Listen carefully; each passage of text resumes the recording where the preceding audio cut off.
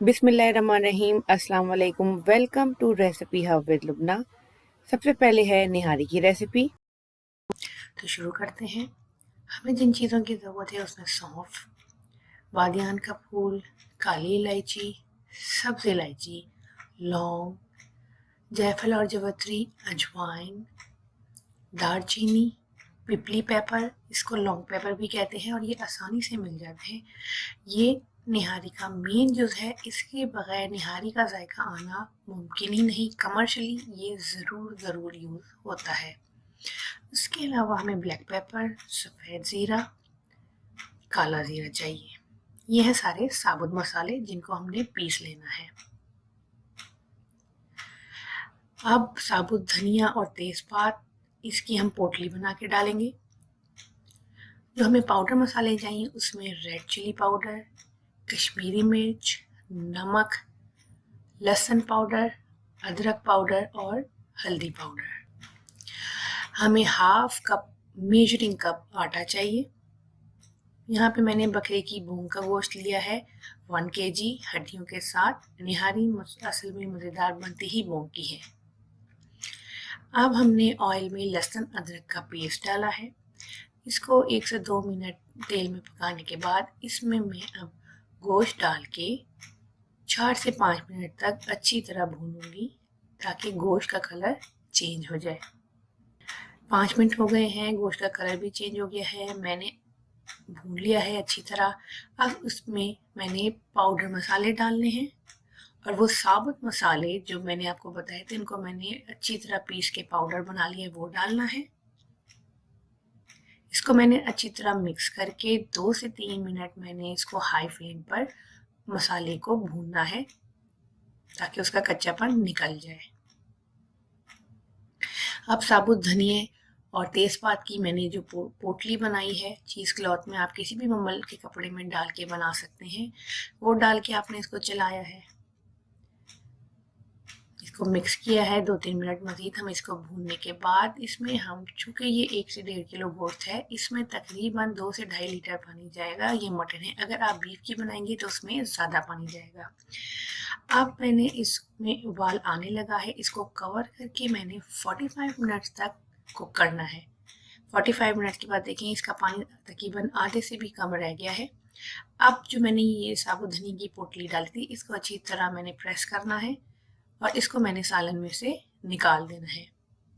अब इस स्टेज पर मैंने गोश्त को भी निकाल के अलग प्लेट में साइड पे रखना है और ग्रेवी को हाई फ्लेम पे पकाना है। ये देखें इसमें अच्छी तरह बॉईल आ रहा है।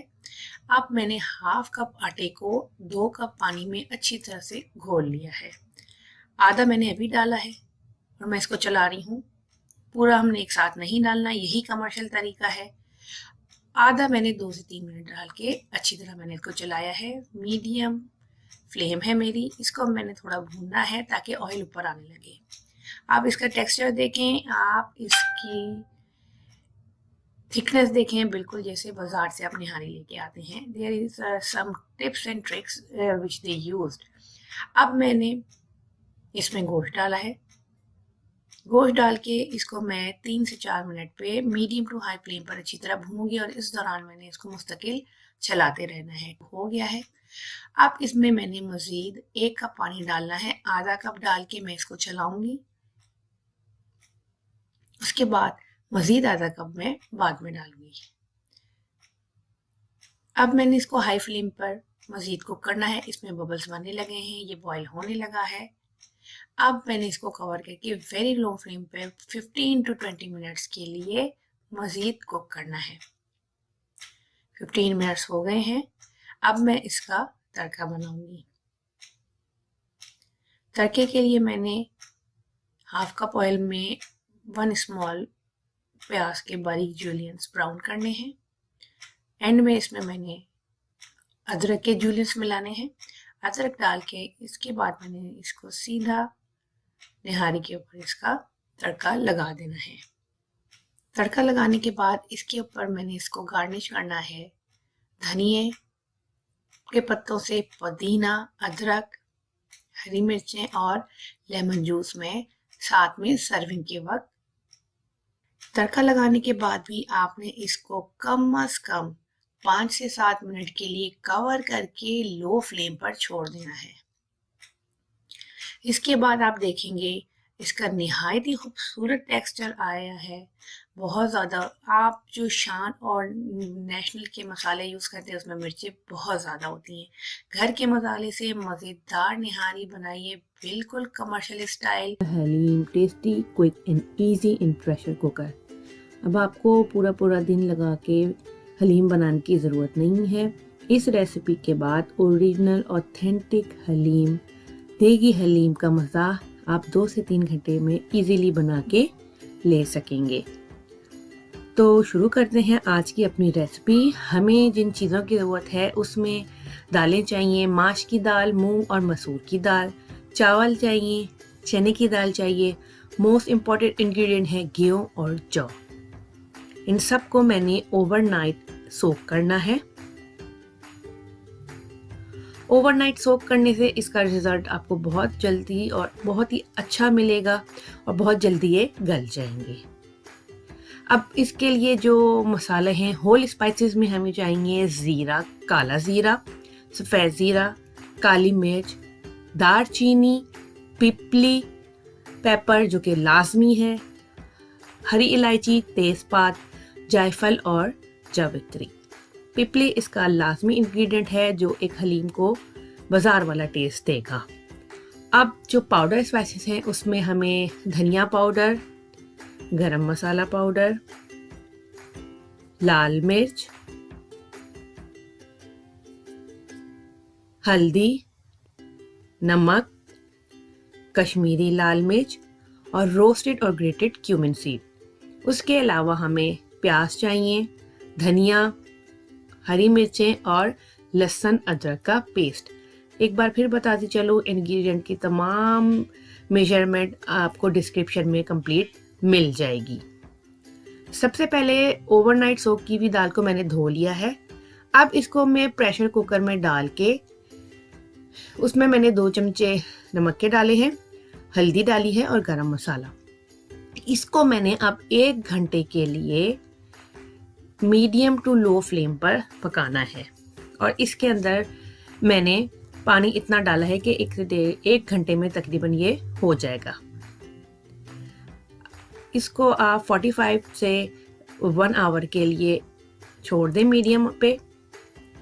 नेक्स्ट स्टेप है हमारा कोरमा बनाना। हलीम का कोरमा मैं बीफ इस्तेमाल कर रही हूँ। सबसे पहले मैंने ऑयल में प्याज फ्राई करनी है। जब प्याज लाइट ब्राउन हो जाएगी तब इसमें मैं गोश्त डालूंगी। आप देख सकते हैं प्याज मेरी गोल्डन ब्राउन हो गई है। अब मैंने इसमें बीफ डालना है। अब मैं इसमें सारे मसाले डालूंगी, लहसुन अदरक का पेस्ट, दही, हरी मिर्च। ये तीनों चीज़ें डालने के बाद मैंने इसको ज़रा सा चलाया है, क्योंकि इसमें दही है, ताकि सारे मसाले, लहसुन अदरक इसमें एक जान हो जाए। अब इसके बाद मैं इसमें पाउडर मसाले डालूंगी। आंच मेरी तेज़ है, फ्लेम मेरी तेज़ है। अब ये देखें पाउडर मसाले जो मैंने आपको बताए थे वो सारे मैंने इसमें डाले हैं। पाउडर मसाले डालने के बाद जो साबुत मसाले मैंने आपको बताए थे मैंने उनका अच्छी तरह से पीस के बारीक पाउडर बना लिया है। अब मैंने इसको डाला है। अब हमारा काम है कि हम 4 से 5 मिनट तक इसको अच्छी तरह भूनेंगे कि मसाला थोड़ा सा दानेदार हो जाएगा और तेल अलग हो जाएगा। मसाले का कच्चापन, गोश्त की एक स्मेल वो ख़त्म हो जाएगी।